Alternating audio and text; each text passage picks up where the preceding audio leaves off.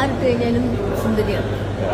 അതായത് ഈ പറഞ്ഞ ഞാൻ സത്യം പറഞ്ഞിരിക്കുന്ന പെട്ടെന്ന് കണ്ടപ്പോ എനിക്ക് തോന്നി കേട്ടോ, നമ്മള് സ്ഥിരമായി കാണുന്ന ഒരു മുഖമേ അല്ല, വേറൊരു സൗന്ദര്യത്തില് അനുമോള് പർദ്ദയൊക്കെ ഇട്ടിട്ട്.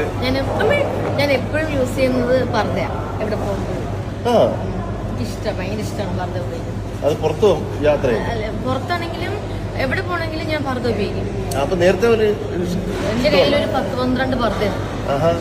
അത് കൊണ്ടു നടക്കുക. നാട്ടിൽ പക്ഷെ അങ്ങനെ കണ്ടിട്ടില്ല. നാട്ടിൽ ആരും ഫുൾ മാസ്ക് ചെയ്തിട്ടാ പോകുന്നത്. പർദ്ദ ഏറ്റവും കൂടുതൽ ഇഷ്ടപ്പെടുന്നു എന്ന് പറയുമ്പോൾ ഒരു പ്രത്യേകതയാണല്ലോ. എനിക്ക് ഭയങ്കര ഇഷ്ടമാണ് പർദ്ദ. അതെന്താണ് അങ്ങനെ ഒരു കൂടുതൽ ഇഷ്ടം തോന്നുന്ന കാരണം? എന്ന് പറഞ്ഞു കഴിഞ്ഞാല് ഇടാൻ ഭയങ്കര ഇഷ്ടമാണ്. ടക്ടോക്ക് ഇട്ട് ഇങ്ങനെ നടക്കാനൊക്കെ ഭയങ്കര ഇഷ്ടമാണ്. മുഖം ഫുള്ള് മൂടിയിട്ട് നടക്കാൻ ഭയങ്കര ഇഷ്ടമാണ്. ഈ അറബികളൊക്കെ പോലെ നമ്മൾ നാട്ടിലൊക്കെ പുറത്തൊക്കെ വരുമ്പോൾ കണ്ടില്ല, അതുപോലെ നടക്കാൻ ഭയങ്കര ഇഷ്ടമാണ്. ഫുൾ ബോഡി ഫുൾ കവർ ചെയ്ത് നടക്കാം, നല്ല സുഖമുണ്ട് ഇതൊക്കെ ഇടാൻ. അത് ശരിയാണ്, കാരണം അത് എപ്പോഴും അങ്ങനെ ഒരു വളരെ കംഫർട്ടായിട്ടുള്ളൊരു വേഷവിധാനമായിട്ട് പറയാറുണ്ട്.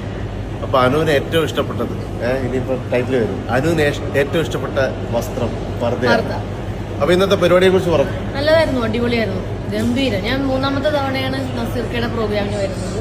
അപ്പം ഇന്ന് അടിപൊളി പ്രോഗ്രാമായിരുന്നു, പാട്ടും ഡാൻസും. ചേട്ടന്റെ ആങ്കറിങ് അടിപൊളിയായിരുന്നു കേട്ടോ. ഞാൻ ഇന്ന് ലൈവായിട്ട് കാണുന്നത് ഇന്നാണ്.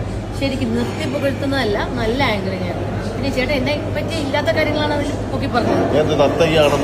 അഭിനേത്രി ഓക്കെ, അല്ലേ, അതൊക്കെ ഉള്ളത് തന്നെ. നല്ല ഗംഭീരമായിട്ട് ഡാൻസ് ചെയ്തു. എന്തായാലും അനു ഇവിടെ വന്നപ്പോഴത്തേക്ക് അംബിക ചേച്ചിയുടെ കൂടെ വന്നപ്പോഴത്തേക്ക് ഒരു പ്രത്യേക രസമുണ്ടായിരുന്നു കേട്ടോ, നിങ്ങളുടെ ഒരു കോമ്പിനേഷൻ. അപ്പം അങ്ങനെയൊക്കെ പറയുമ്പോൾ ഒരു സന്തോഷമുണ്ട്. ഓക്കെ, എന്തായാലും എല്ലാവർക്കും ഇഷ്ടപ്പെട്ട, മലയാളികൾക്ക് ഏറ്റവും അധികം ഇഷ്ടപ്പെട്ട ഒരു അഭിനയത്തെ അബുദാബിയിൽ വീണ്ടും വന്നും ഞങ്ങൾ ഒരുമിച്ച് അങ്ങനെ ഒരു നല്ല പ്രോഗ്രാം അവതരിപ്പിക്കാൻ കഴിഞ്ഞതിൽ സന്തോഷമുണ്ട്.